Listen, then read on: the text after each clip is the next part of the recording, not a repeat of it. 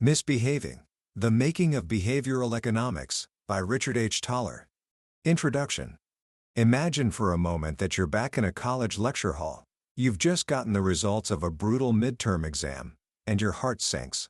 You got a 72 out of 100. The class average was also 72. You and your classmates are furious. You storm the professor's office, complaining that the test was impossibly hard. He's ruining your GPA. The professor, a young man just starting his career, listens patiently. A few weeks later, you take the final exam. When you get this one back, you're ecstatic. You scored a 96. What a turnaround. You feel brilliant. But what if I told you that your 96 was out of a possible 137 points? That's only 70%. Your first score, the 72 out of 100, was actually a better grade. But it didn't feel that way, did it? This isn't a hypothetical story. It's the true experience of a young professor named Richard Thaler, and that simple observation, that a 96 that feels good is more important to us than a 72 that feels bad, regardless of the math, sparked a revolution. It was one of the first clues that the entire field of modern economics was built on a foundation that was fundamentally flawed. The book we're diving into today, Misbehaving, is the story of that revolution. It's the tale of how a small group of intellectual rebels, armed with little more than curiosity and a list of strange human behaviors, took on the titans of economic thought and changed the way we understand ourselves. Thaler, who would go on to win the Nobel Prize for his work, is our guide on this journey. He's a born storyteller, a self-proclaimed lazy man who only works on things that are interesting, and what he found is more than interesting. It's the secret code behind our decisions. By the end of our time together, you'll understand why you sometimes buy things you don't need just because they're on sale, why you'll drive across town to save $10 on a clock radio but not on a television, and why you're so reluctant to sell that stock you own, even when you know it's a loser. More importantly, you'll see that these aren't just random quirks. They are predictable patterns of misbehavior that reveal a deeper truth about the human mind. This isn't just a book about economics. It's a book about us. It's the story of how we traded a world of flawless, calculating robots for a world of beautifully, predictably irrational humans. And that has made all the difference. Book summary. Our story begins in the 1970s, at a time when economics was considered the queen of the social sciences. It had a powerful, unified theory that was as elegant as it was simple. The theory was built around a fictional creature, a perfectly rational being that economists called Homo economicus. Richard Thaler gives this creature a simpler, more memorable name, the econ. An econ is a marvel of logic and self-control. Econs can perform complex calculations in their head in an instant. They are never overconfident. They don't have self-control problems. They never eat too many cashews, skip a workout, or procrastinate on a project. When an econ goes to the grocery store, they flawlessly choose the single best combination of items that maximizes their happiness, all while staying perfectly within their budget. Econs are like Mr. Spock from Star Trek, cold, logical, and never, ever emotional. The entire cathedral of modern economics was built on the assumption that the world is populated by econs. And for a young graduate student like Richard Thaler, this was the gospel. There was just one problem. When he looked around, he didn't see any econs. He saw his friends, his professors, and even himself. He saw humans. And humans, unlike econs, do all sorts of strange things. We misbehave. This realization started not with a grand theory, but with a simple list. Thaler started keeping a list on the blackboard in his office of all the ways people he knew violated the sacred laws of economics. These were small, everyday puzzles that the econ model simply couldn't explain. For example, a friend named Jeffrey had 2 free tickets to a basketball game a 90-minute drive away. On the day of the game, a massive snowstorm hits. They decide it's not worth the risk, and they stay home. But Jeffrey admits, if we had paid a lot of money for those tickets, we would have gone. To an econ, this makes no sense. The money for the tickets is already spent. It's what economists call a sunk cost. It's gone, whether you go to the game or not. The only rational question is it worth driving through a blizzard to see this game? The price you paid in the past is what Thaler calls a supposedly irrelevant factor, or a SIF. Yet for humans, that sunk cost feels incredibly relevant. We hate the feeling of wasting money. Another story on the list, A friend named Stanley spends every weekend mowing his lawn, an activity he hates because it gives him terrible hay fever. Thaler asks him why he doesn't hire a neighborhood kid to do it for $10. Stan says it's not worth it. But then Thaler asks a follow-up question. Stan, would you be willing to mow your neighbor's lawn for $20? Stan scoffs. Of course not. Again, to an econ, this is illogical. If $10 is too much to pay to have your lawn mowed, then $20 should be more than enough to accept to do the same job for someone else. But for Stan, and for most of us, the pain of paying out $10 feels much larger than the pleasure of earning $20. The list grew longer. Friends who would drive 10 minutes to save $10 on a $45 clock radio, but wouldn't drive the same 10 minutes to save $10 on a $495 television. The $10 saving is identical, but it feels different. It feels like a huge deal on the small purchase, but like peanuts on the big one. And perhaps the most famous story of all involved a simple bowl of cashews. Thaler would have friends over for dinner, and before the meal was ready, he'd put out a bowl of cashews. The guests would start nibbling, and then nibbling some more. Soon, they were in danger of ruining their appetite for the dinner Thaler had spent hours preparing. So, Thaler would take the bowl of nuts away and hide it in the kitchen. And every time he did this, his guests were relieved. They thanked him. An econ would be baffled. More choice is always better than less choice. If the guest didn't want to eat any more cashews, they could simply stop eating them. Taking the bowl away removes an option. It can't possibly make them better off. But the humans in the room knew the truth. They knew that if the bowl was sitting there, their short-term impulsive self would win out over their long-term, patient self. They knew they had a self-control problem. Thaler had this growing list of anomalies, these examples of people acting like humans, but he didn't have a framework to explain them. It was just a collection of dumb stuff people do. His professors told him to stop wasting his time and get back to studying the rational models. But Thaler was hooked. He knew he was onto something. The first major breakthrough came when Thaler stumbled upon the work of two Israeli psychologists, Daniel Kahneman and Amos Tversky. They were not economists. They were studying how the human mind makes judgments and decisions, and their findings were revolutionary. They argued that because our time and brain power are limited, we don't think like supercomputers. We use simple rules of thumb, or heuristics, to navigate the world. These rules work well most of the time, but they also lead us to make predictable, systematic errors, or biases. This was the key. The mistakes humans make aren't random. They are predictable. Ask people whether there are more deaths in the US from homicide or suicide, and most will say homicide because those stories are all over the news. But in reality, suicides are far more common. Our reliance on the availability heuristic, how easily examples come to mind, leads us to a predictable error. Kahneman and Tversky's work gave Thaler the framework he needed. His list wasn't just dumb stuff people do. It was a list of predictable biases that defied economic theory. Then came the second, even bigger breakthrough. Thaler got his hands on an early draft of Kahneman and Tversky's masterpiece, a paper that would eventually be called prospect theory. This paper, which would later win Kahneman the Nobel Prize, provided the engine for the entire field of behavioral economics. It did so by making two radical shifts in thinking. Second, and most importantly, it introduced a stunningly simple graph called the value function. This S-shaped curve captured three profound psychological truths about how we experience the world. The first truth is that we don't think in terms of absolute wealth. We think in terms of changes, gains and losses relative to a reference point.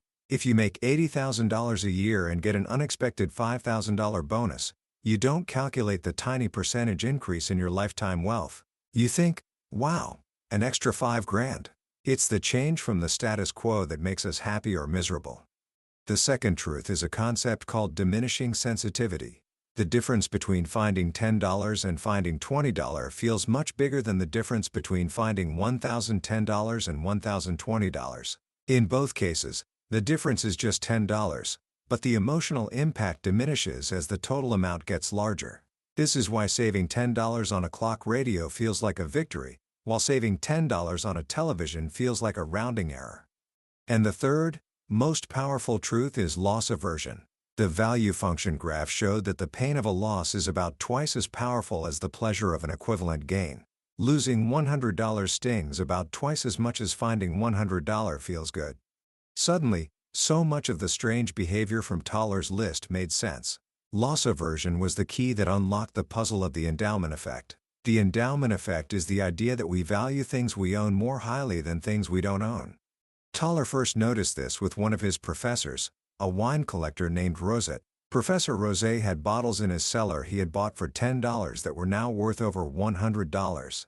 He would happily drink one of these bottles on a special occasion, but he would never, ever dream of paying $100 for a similar bottle, and he also wouldn't sell any of his bottles for $100. This is completely illogical for an econ. The cost of drinking that bottle isn't the $10 he paid for it decades ago. The real cost, the opportunity cost, is the $100 he could get by selling it. If he's willing to give up $100 to drink it, he should be willing to pay $100 to buy one. But he wasn't. Loss aversion explains why.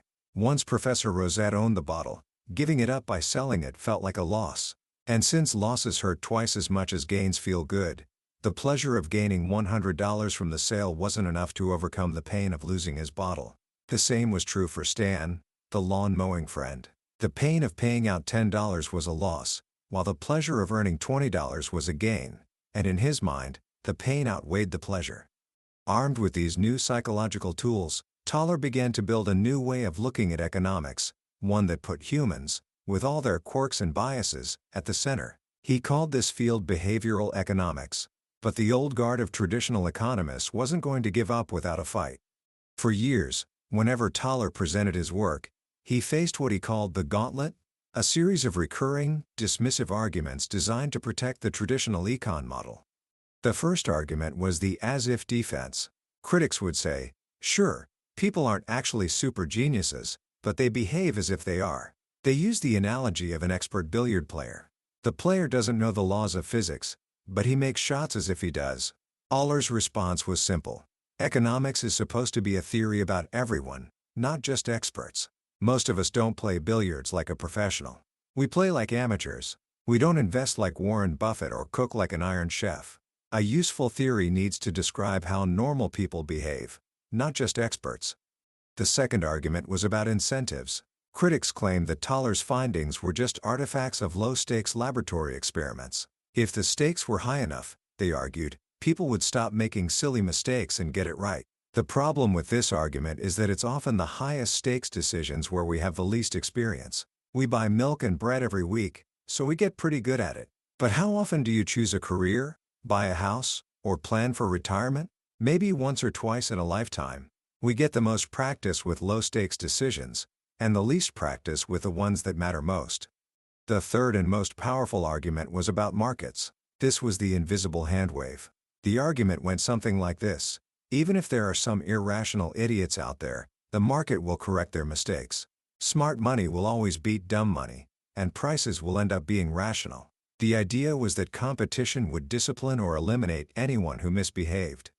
To Thaler, this was a statement of faith, not fact. The market might be cruel, but it can't make you rational. If you're overconfident and start a business that fails, you might lose your money, but the market doesn't teach you a lesson in probability theory.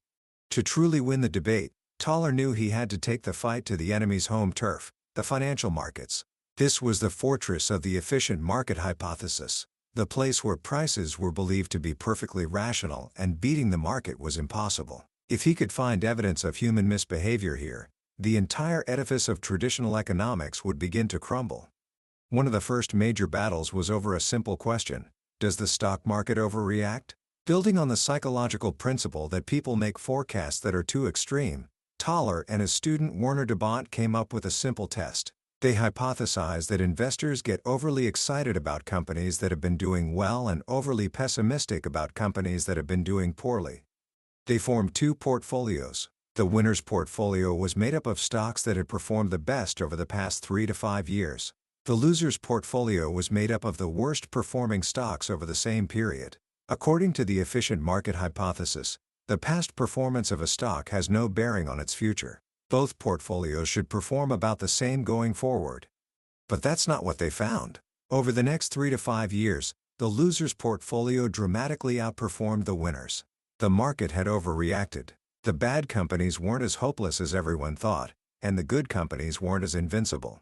It was a classic case of regression to the mean, something any econ would understand, but that humans, caught up in the stories of success and failure, consistently forget. The defenders of the efficient market had an answer. The loser stocks must be riskier, and their higher returns were simply the fair compensation for that extra risk. But when Thaler and deviates measured the risk of the portfolios using the standard tools of finance, they found the opposite. The winner portfolio was actually riskier than the loser portfolio. The evidence was piling up. But the ultimate smoking gun, the most undeniable proof that prices could be wildly wrong, came from a bizarre episode in the year 2000 involving a company called 3Com and its wildly popular subsidiary, Palm, the maker of the Palm Pilot. At the height of the dot-com bubble, 3Com decided to spin off Palm into its own separate company. The plan was to sell a small fraction of Palm shares to the public and then, a few months later, give the remaining shares to existing 3Com shareholders. Specifically, for every 1 share of 3Com you owned, you would receive 1.5 shares of Palm. This created a simple arithmetic test for the market. The price of 1 share of 3Com must be worth more than the price of 1.5 shares of Palm, because in addition to the Palm shares, you also got to keep a piece of 3Com's original, profitable business. On the first day of trading, Palm's stock price soared to $95 per share. So, what should the price of 3Com be? Well, 1.5 times $95 is about $143. So 3Com should be worth at least $143, plus the value of its remaining business. But that day, 3Com's stock price closed at just $82. Let that sink in. The market was saying that 1.5 shares of Palm were worth $143, but 1 share of 3Com, which included those same 1.5 shares of Palm plus another profitable company, was worth only $82.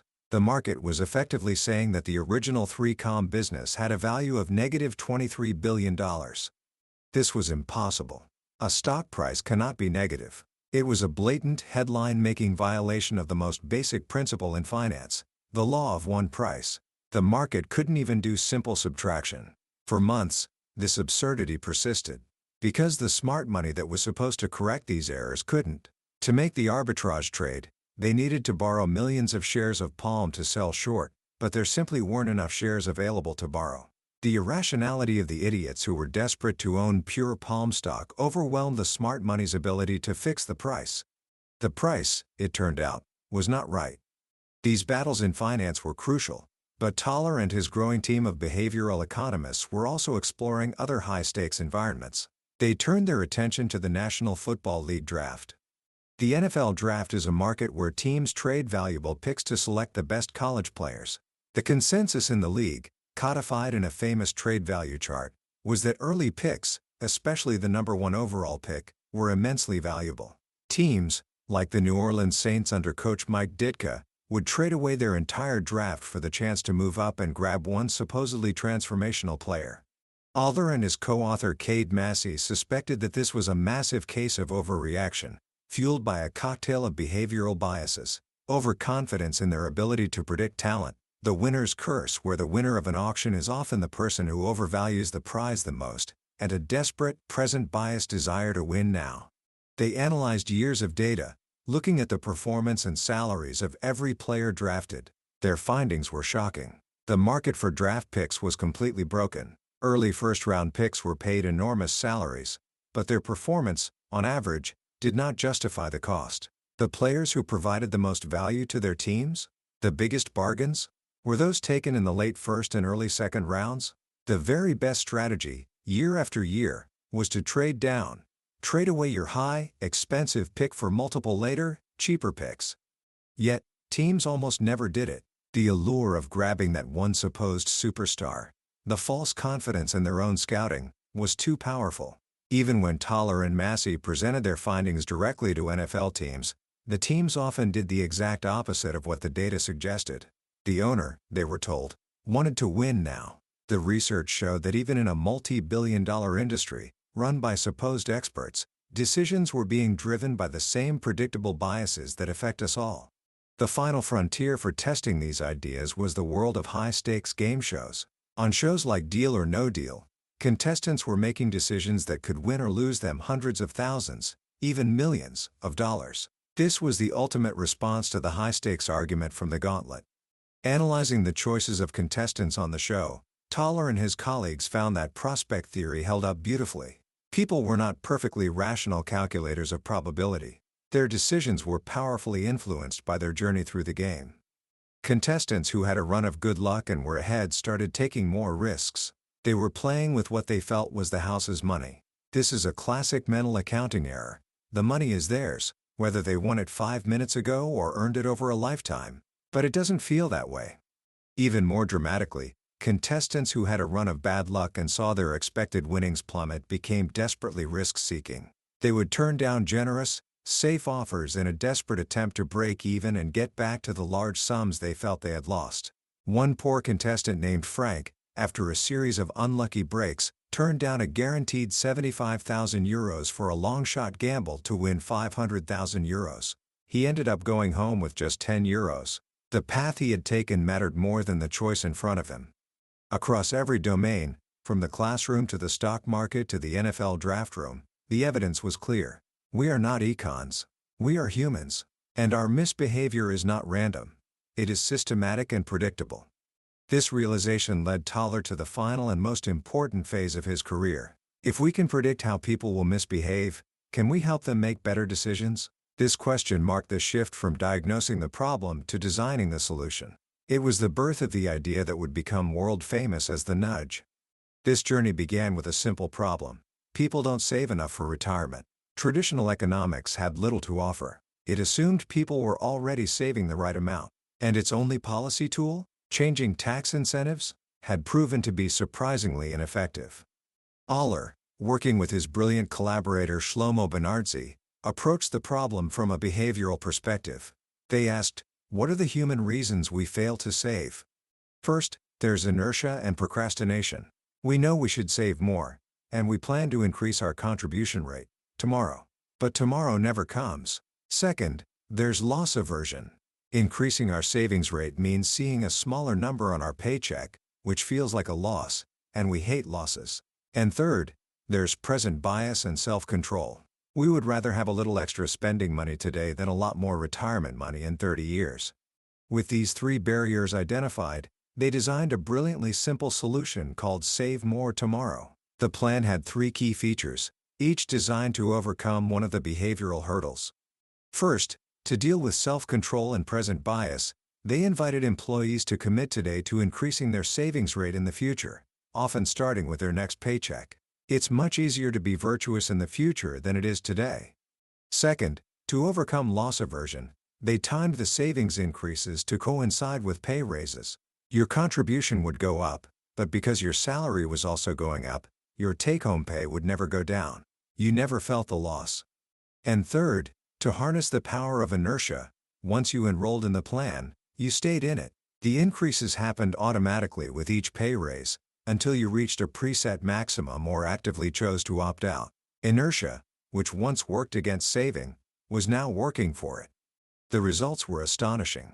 In the first company that tried the plan, employees who joined nearly quadrupled their savings rate over the course of 4 years, going from an average of 3.5% to 13.6%. It was a massive success, and it worked because it was designed for humans, not econs. This idea, along with another powerful nudge called automatic enrollment, where employees are automatically enrolled in a savings plan unless they opt out, has transformed retirement savings for millions of people around the world.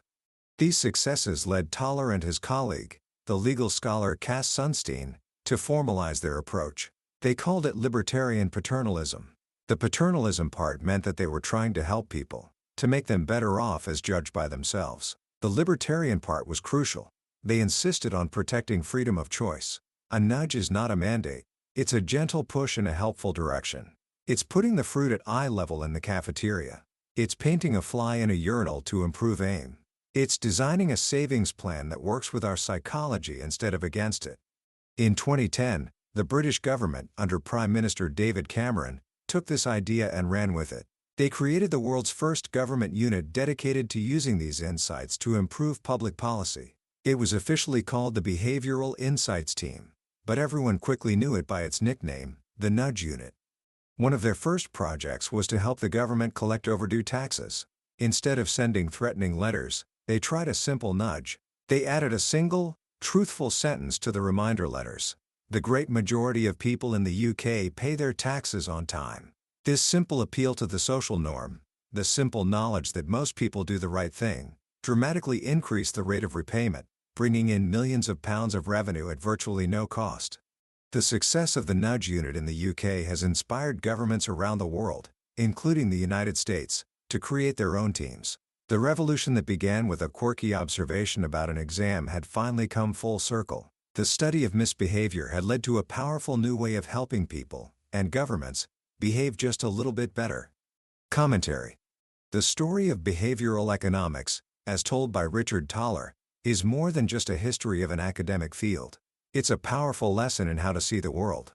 It's about the courage to question the assumptions everyone else takes for granted, and the wisdom to trust what you observe in the real world over what the elegant theories tell you should be true.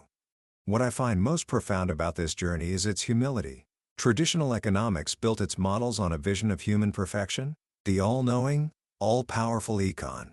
Behavioral economics starts from a much more grounded and forgiving place, the recognition that we are all flawed. We procrastinate, we get emotional, we're overconfident, and we have a hard time with self-control. And that's okay. In fact, it's what makes us human.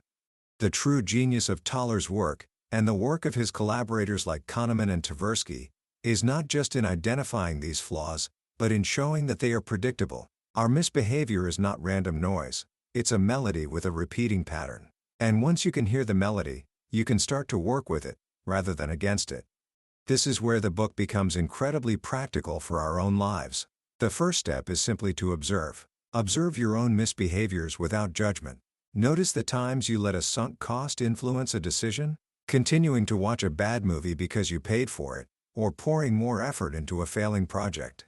Notice when the endowment effect kicks in, that old jacket in your closet you never wear, but can't bring yourself to give away. Notice your mental accounts, the fun money you spend freely versus the savings you guard fiercely. Simply seeing these patterns is the first step toward managing them. The second step, which Thaler emphasizes again and again, is to collect data. Stories are powerful, but our memory is a notoriously unreliable narrator. We fall victim to hindsight bias, convincing ourselves we knew it all along. We seek out evidence that confirms what we already believe. The only antidote is to systematically track our decisions and their outcomes. If you're an investor, write down why you bought a stock. If you're starting a project, document your predictions. This creates a record that protects you from your own biased mind. As one of Thaler's colleagues says, if you don't write it down, it doesn't exist. And the third, and perhaps most important lesson, is to speak up. The entire history of behavioral economics is a story of speaking up against a powerful and entrenched orthodoxy. It's the story of telling the experts that their beautiful theory doesn't match the world outside their window. In our own lives, in our schools, our workplaces, and our communities, we are often like the junior officer on the flight deck who sees the captain making a mistake but is too intimidated to say something. Creating an environment where it is safe to challenge the conventional wisdom, to point out that the emperor has no clothes, is one of the most valuable things any leader, or any of us, can do. Misbehaving is a story of intellectual curiosity and rebellion, but at its heart, it's a deeply optimistic book. It shows that by understanding our own imperfections, we can design better systems, better policies, and better versions of ourselves. We can use our knowledge of self-control to set up commitment devices. We can use our understanding of loss aversion to frame choices in a way that encourages better behavior. We can use the power of inertia to make the best choice the easiest choice. We've journeyed through the core ideas of misbehaving today, from the first curious observations on a blackboard to the creation of government policies affecting millions. But a summary, no matter how thorough, is like looking at a map of a beautiful country. The real adventure begins when you decide to travel there yourself. The book is filled with stories, wit, and a profound sense of humanity that can't be fully captured in a summary. If any of these ideas have sparked your curiosity, if you've seen a reflection of your own misbehavior in these stories, I encourage you to pick up a copy. It's not just a book about economics, it's a field guide to the human mind, and it offers one of the most valuable insights of all. Understanding why we misbehave is the first step to behaving better. And if you found this summary valuable, it would mean the world to us if you'd hit that subscribe button. Here on Billionaire's Bookshelf, we dive deep into the books that shape the minds of the world's most successful people. By subscribing, you won't miss our next journey into another life-changing text. Let's keep learning and growing together.